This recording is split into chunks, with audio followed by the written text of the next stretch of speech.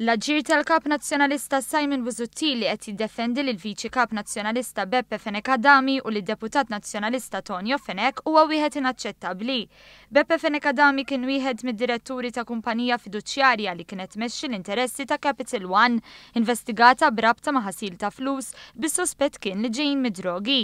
Filwaqt li Tonio Fenek huwa direttur ta' fond li qed jiġi investigat mill-Pulizija Żvediża, dan wara li allegatament il-kumpanija ħadet flus minħalq pensjonanti Żvediżi b'mod fraudulenti bl-ammont li laħħaq mal-240 miljun euro.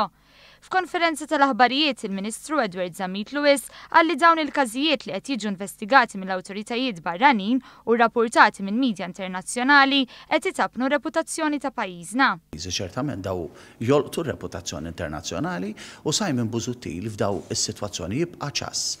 Ma jagħmel xejn, jitkellem ħafna, però meta jasal għall-kamp tiegħu huwa inkonsistenti. Id-Deputat Laburista Luciano Busuttil innota wkoll l-inkonsistenza ta' Simon Busuttil li jgħid mod u jaġixxi mod ieħor saħansitra anke ma' dawk fil-partit tiegħu.